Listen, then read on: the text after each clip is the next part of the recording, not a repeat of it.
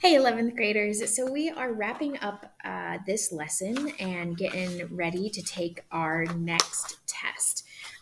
We've talked a lot last lesson about just geometric figures, and we just talked about them kind of as they are from the beginning, right? We just talked about a triangular prism, we just talked about a pyramid, and we're going to end with this lesson with talking about what we call composite figures.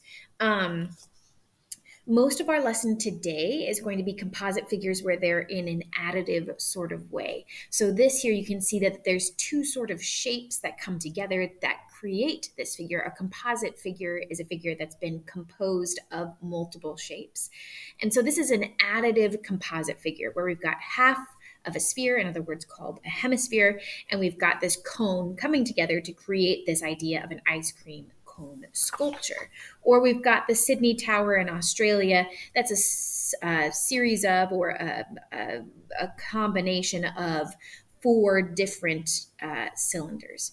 And so we're only really looking at additive composite figures today because that tends to be what we talk about when we're talking about 3D geometry. But maybe we've seen already, I know that we have seen already, but maybe you remember seeing that we sometimes have subtractive composite figures. And that's more often than not what we see when we're dealing with two-dimensional shapes. And so subtractive would look something like from our 2.2 checks for understanding, where we had a circle and a tangent line, which made a right angle with the radius. And so we had this right triangle, and we wanted to find the area of the shaded region. And notice that the area of the shaded region in this case happens that when we take the area of the whole triangle and then we take out the area of the sector. And so that would be more of a subtractive type of composite figure. In the IB, we will more often than not be dealing with composite figures than anything else. It would be pretty rare. It's pretty rare that I see that we deal with solely just a triangular prism, that we're not dealing with something that deals with multiple shapes coming together to create a more realistic, real world type of shape. We would be more likely to come across this than we would just a basic of one shape. So just being aware of shapes being made out of other shapes, and always have in your mind, is this an additive sort of composite figure or subtractive? And the operations that go with them are exactly as you would expect, that when you have an additive composite figure, when we talk about the volume of these guys, we're going to have to add the two volumes together. Or when we're talking about surface area, we're going to have to add the two surface areas together. Whereas before with these guys, we were subtracting out areas. Okay, so a large artificial ice cream for a shop front display is to be made with a hemisphere on top with an inverted cone. The total height of the structure is 7 and the cone is 4. It says show that the radius of the cone is 3 meters. Remember, show that problems. They give you the answer. You cannot start with the answer. It's like you looked at the back of the textbook and you saw that the answer was 3, and you need to show your teacher how would somebody know that that answer was 3, which means the only time you should be writing down 3 is at the very, very end of your problem. Show that problems tend to be only 1 mark on an exam, and they give you the answer.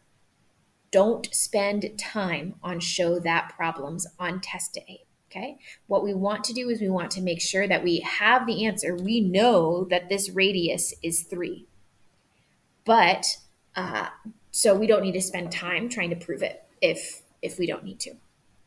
So if you know how to do it right away, awesome, and you can get that 1 mark. If you don't, then just move on. When I first approached this problem and I saw show that the radius of the cone is 3, I drew the radius this way, and I thought to myself, that looks like a Pythagorean theorem problem, that if I just put r here, then I could solve for 3 using the Pythagorean theorem. But then I started thinking, well, that 7 is actually this whole height. So it doesn't involve the slant height right here, which means I don't actually have a right triangle with enough information. 2 variables, right? 2 different things that I don't know what they are, so I don't have enough information to use the Pythagorean theorem. So when I first approached this problem, I spent some time being like, I think it's Pythagorean theorem, and then it wasn't. So then I had to rethink, okay, maybe this isn't helpful to draw the radius this way. Maybe I should draw the radius a different way. Or maybe you might have noticed the relationship between 7 and 4. They're both talking about heights. But what I ended up doing is I drew the radius in a different way and was like, oh, okay. Well, the radius plus this guy would add up to 7. So then if I subtract 4 from both sides, I get a radius of 3. So that's how you would show that the radius is 3. Notice I didn't write down 3 until I got to the end where I said, this is the answer. Do not say this. That would not work. You have to show how one would arrive to that as your answer. This, you're just plugging in a number at the beginning. It's not an answer, right? It's not a variable equals a number kind of thing. All right. Calculate total volume of the ice cream. When it says here the ice cream, it's talking about the whole statue. Because you might just think like just the top part, but here it says it's an artificial ice cream. And so that's the whole thing that they're talking about. So we're going to calculate the total volume. I like to do shorthand at the beginning of these composite figure problems and just try and figure out the general idea of what I'm trying to do, because we often get lost in the minutia, the like small parts of the composite figures. And so we lose track, we lose sight of what our end goal is. How are we eventually going to get there? What is our main goal, our main objective here? So I want to calculate the total volume, and I notice it's a composite figure in an additive sort of way. So I know I'm going to do the volume of the cone. So I'm going to write volume of, and I will say C for cone, because this is really just shorthand for you to know. So if you like that, you could do that, or you could just draw a little mini cone and be like, okay, the volume of the cone plus the volume of, and then we're going to add in the volume of the hemisphere. So I normally do H for hemisphere, but if you want to draw a little mini hemisphere, then you could do the volume of the hemisphere.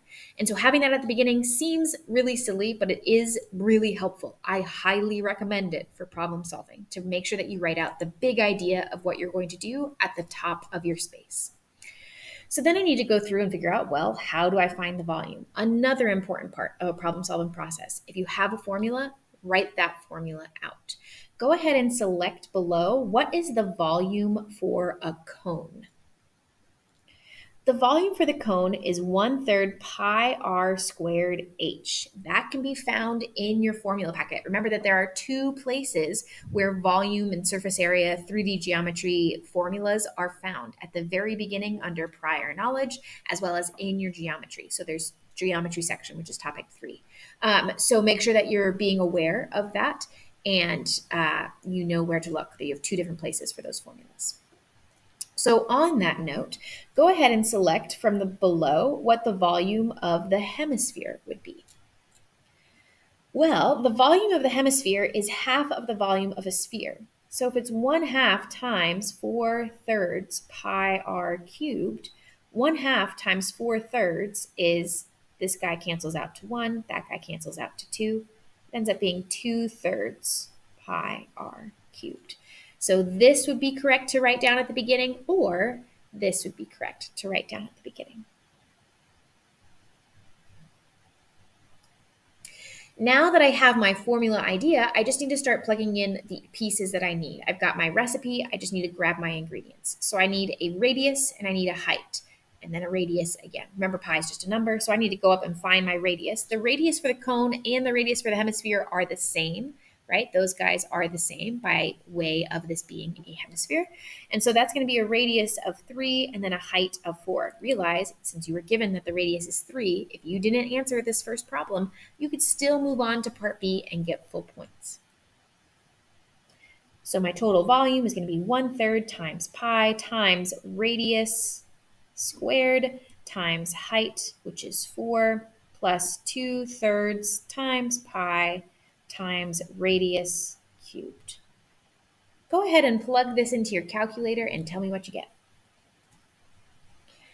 To 3 significant figures, which we should always be in the habit of doing 3 significant figures, we get 94.2 meters cubed.